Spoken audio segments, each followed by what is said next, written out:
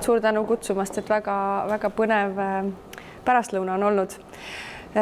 Jah, mina olen siis Kadi Raudsepp Maaeluministeeriumist ekspordi- ja turuarenduse büroo juhataja ja väga lühidalt kokkuvõttes, et mida me siis seal ministeeriumis teeme, et tegelikult meie üks selline põhisuund ongi siis Eesti toidusektori ettevõtete abistamine riigi poolt siis erinevatele uutele turgudele saamisel ja siis ka Eestis sellise Eesti toidu populariseerimine ja kuvandi loomine. Aga jah, et kui me siiamaani oleme peamiselt tegelenud, siis meie toetusmeetmed on olnud kas siis messide või selliste üldiste turundusürituste korraldamiseks, siis konkreetselt siin Berliinis KDV kaubamajas selline formaat on tegelikult esmakordne. Nii. Ja miks me siis sinna KDV-sse või kuidas me sinna üldse jõudsime, et Saksamaa on tegelikult üks meie tegevuste sihtriik ja idee sinna Berliini kõige uhkemasse kaubamajja minna tekkis juba tegelikult mitu aastat tagasi Eesti saatkonnaga koostöös ja see ettevalmistus tõesti võttis aega ligi 2 aastat, et siis väljapanek sinna lõpuks püsti sai. See ei olnud võib-olla kõige lihtsam tee, et selles mõttes, kuigi KDV kaubamaja on selline, ma ei tea, Harrodsi kaubamaja järel teine selline väga suur ja uhke premium-toodete kaubamaja Euroopas, kus siis ligi 50 000 inimest päevas käib läbi ja seal on terve 6. korrus siis pühendatud toidule, et see on selline tõeline elamus, kui teil on olnud võimalus seda külastada, siis kindlasti teate, et restoranid, kõikvõimalikud erinevad huvitavad tooted üle maailma on seal koos, et ta kindlasti ei ole koht, kuhu minna ostma oma igapäevaseid tooteid, vaid pigem minna avastama siis uusi ja huvitavaid maitseid. Ja selline formaat, tutvustada siis ühte riiki või ühe riigi tooteid on tegelikult seal KDV kaubamajas olemas, et vahetult enne meid oli tegelikult Soome oma tooteid tutvustamas ja Soome oli ka sellel aastal siis juba kuuldud Grüne Woche-messi partnerriik, mis tähendas väga suurt sellist meediakajastust ja fookuses olemist Soome jaoks, et see oli siis selline jätkutegevus ka nende jaoks. Aga nagu öeldud, et siis tegelikult oli see selline väga suur koostööprojekt Maaeluministeeriumi poolt, juhtis seda minu hea kolleeg Marianne Roos, kes täna pidi siin olema, aga kahjuks on ta haigestunud. Ja samuti siis saatkond, kindlasti EAS-i ekspordinõunikud, EAS-i siin peamaja, et kõik on sellesse panustanud. Ja mida me seal siis tegime, et tegemist oligi sellise 40 ruuduse väljapaneku alaga selles samas toidumaailmas ja selleks sai siis spetsiaalselt disainitud selline väljapaneku ala, siis Alari Orav ja Kadri Tamm, sisearhitekt, olid selle kontseptsiooni autorid. Ja seda kõike siis sellise Taste Estonia egiidi all, ehk siis Taste Estonia on selline ühisbränd Eesti toodetele, et nii-öelda Eesti brändi alabränd. Siin on siis mõningad näited sellest alast, külalised uudistamas ja toodete valikust siis lühidalt, et tõesti tegelikult Eestis sellist eelselektsiooni väga ei toimunudki, et üritasime kaasata nii palju tooteid kui võimalik, et KDV-l olid väga selged kriteeriumid, nagu öeldud, on ta selline premium toodete kaubamaja. Hästi oluline on see, et oleks põnev toode, oleks kvaliteetne, oleks hea pakendiga, oma looga, siis teatud tootekategooriad, mis on eelistatud, et kõigi sellise väga laia piiritluse alusel sai siis saadetud ettepanek Eesti või selline kataloog Eesti toodetest, kus oli siis 38 Eesti ettevõtte tootjad ja ligi 160 toodet. Ja siis sealsed ostuinimesed maitsesid, vaagisid, mõtlesid, et mis siis nende kontseptsiooniga sobiks ja lõpptulemuseks oli siis see, et KDV-sse sinna 2-nädalasele esitlusperioodile pääses siis 20 ettevõtte tooted ja kokku siis oli neid ligi 90 toodet. Ja siin on siis loetletud, et tõesti mesi- ja meetooted, maiustused, tervisesnäkid, krõpsud, mineraalvesi, alkohoolsed joogid, käsitööõllest, siidrist, vana Tallinna ja moe organic vodkani, moosid, mahlajoogid, vinnutatud lihasnäkid ja juust. Ja siin ka siis väljas ettevõtete nimekiri, kelle tooted seal väljas olid. Aga ma saan aru, et slaidid on kõik pärast jagatavad, et siis on, eks ju, saab vaadata. Mis siis veel? Üks küsimus, kas need tooted olid müümiseks või vaatamiseks? Ja, need olid müümiseks, et nagu päriselt kaubamaja külastades, et inimesed, kes tulid uudistama, said neid tooteid osta ja oli ka loomulikult degusteerimine, et see töö oli organiseeritud niimoodi, et oli kaks eestlast, kes oskavad väga hästi saksa keelt, kes siis esitlesid neid tooteid seal, tegid endale need tooted enne selgeks ja väga tänuväärne oli ka see, et oli mitu ettevõtjat, kes tulid kohale, mõned neist on täna ka siin ja ma usun, et see oli ilmselt hea kogemus saadagi saksa tarbijalt sellist väga otsest tagasisidet, rääkidagi oma tootest ja saada sellist esmast reaktsiooni, et mis siis nagu huvi tekitab. Aga kui rääkida siis sellest, et mis see tagasiside oli või mis on esmased emotsioonid, et kindlasti huvi äratasid marjatooted, mis oli võib-olla natukene isegi ka ettearvatav, et ka Grünewoche kogemus ütleb, et seesama metsamarjade teema on kindlasti asi, mis väga kõnetab, siis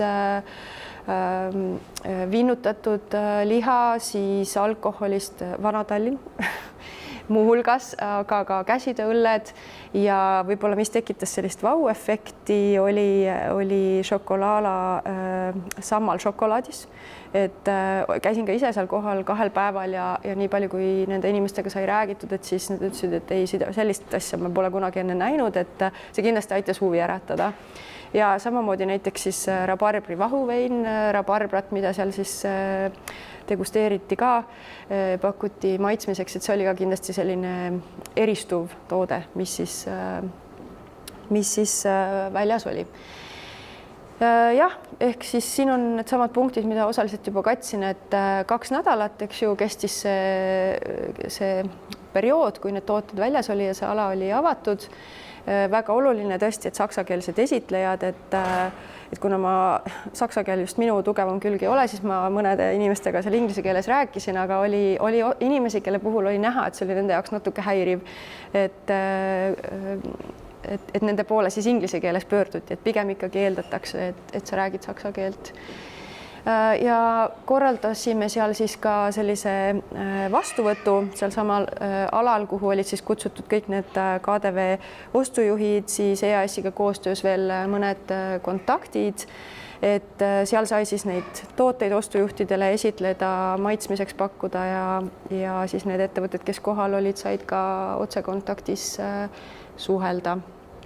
Ja meediakajastusest nii palju, et kuna see on KDV poolt selline nii-öelda valmis pakett, et siis nad on sinna sisse ka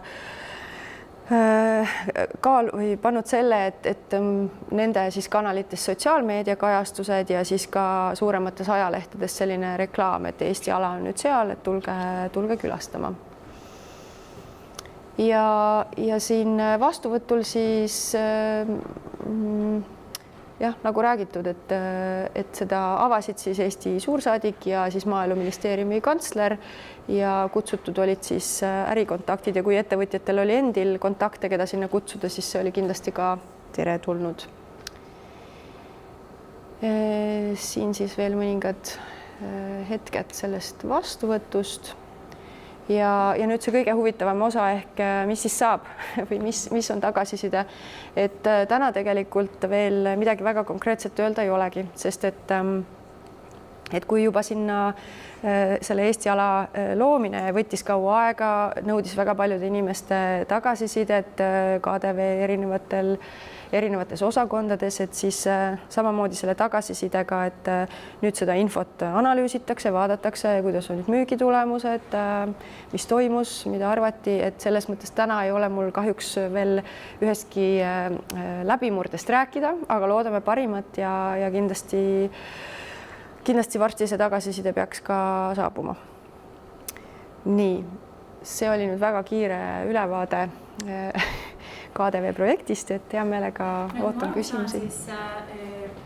Selle toodete läbimüügi järgi siis see KVD ise nüüd vaatab, et mis on sobilikumad tooted või huvitavamad tooted, et võib-olla siis need oma valikusse võtta? Jaa, täpselt, et see on see eesmärk ja ilmselt läbimüük on üks olulisem punkt, aga ma usun, et võib-olla kaalutakse ka seda, et mis on siis need nii-öelda huvitekitajad, et kuna tõesti selle toidumaailma eesmärk on pakkuda nagu kõike, mida maailma toidumaastikul sisuliselt leida on, et siis ilmselt ka sellised faktid, aga seda me ei tea, et mis selleks lõplikuks valikukriteeriumiks jääb.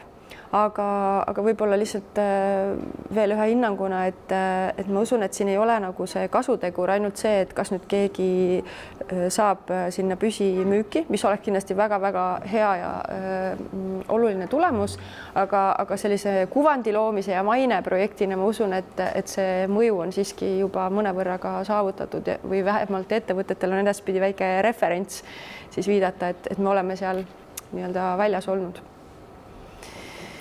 Nii, kas on küsimusi? Kas ma saan õigesti aru, et see ei olnud ühekordne aktsioon, et sinna saab tulevikus ka rendeerida oma tooteid?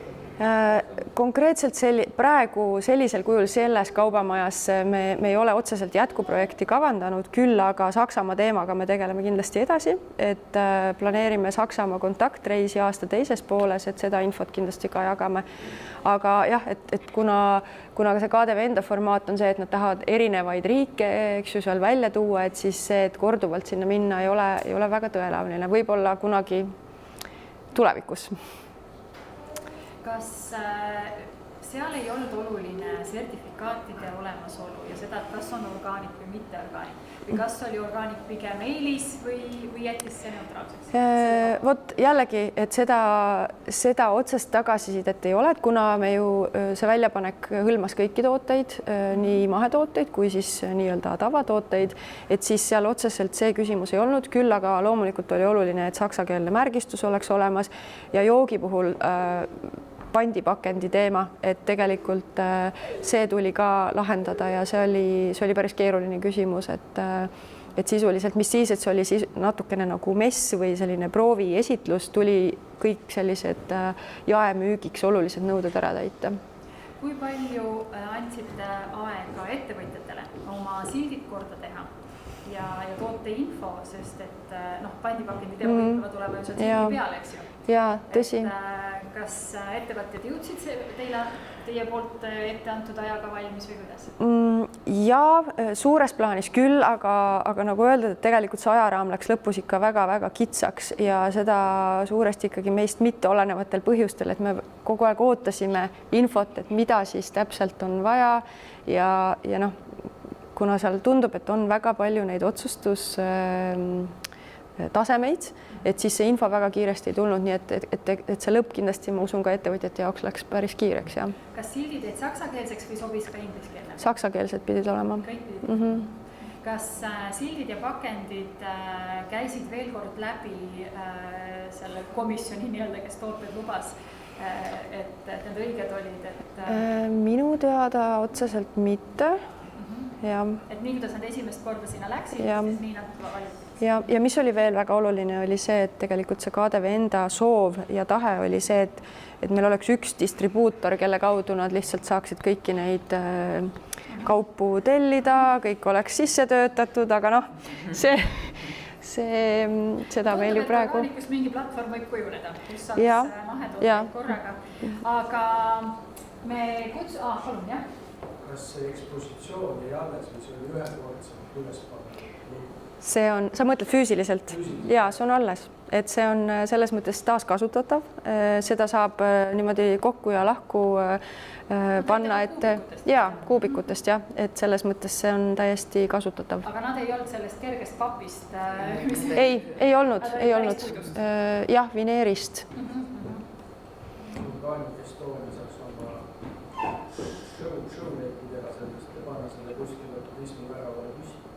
Absoluutselt. Vastu, kui ministeeriumi all oli hästi palju rahvast sulle. Neile annast, nad ei saa minna need asjad kuskil. et selles mõttes jah, nad on juba jõudnud Eestisse ja on taaskasutatavad, et peab hoida ise ka, kui ta peab tööle. just. ja seda. Ma selle teema jätkamise tahtsin öelda, et lihtsalt Ilukeskuse poest käivad läbi kõik, absoluutselt kõik grupid, mida on võimalik ainult välja mõelda. Ameeriklased, soomlased, kõik. Aga noh, keset Ilukeskust on minu meelest hästi lihtne mingi niisugust installatsiooni teha, et orgaanikas toimub. Tooted välja, keeli rääkivad inimesed juurde, makseautomaat ka ja kaupade vedamine ka. Ja see on väga hea mõte. Ma arvan, et me selle teostame kohe varsti enam. Aga ma tean, et üks küsimus oli veel nüüd kosmeetikasektori poolt, et KDV on luksuskaubamaja mitmetele tootesektoritele. Et praegu olite väljas toiduga, et kas on mõeldav, et sinna lisada juurde ka loodustooted? Vot seda ma väga hästi kommenteerida ei oska, sest et kuna see oli ikkagi konkreetselt selle toidumaailma kontseptsioon, et siis ma arvan, et selles formaadis ilmselt pigem mitte, et oleks pidanud olema siis seal, ma ei mäletagi, mitmes korrus see oli, aga noh, ühesõnaga, kus on kosmeetika ja täpselt, et see oli konkreetselt ikkagi toidukorrus.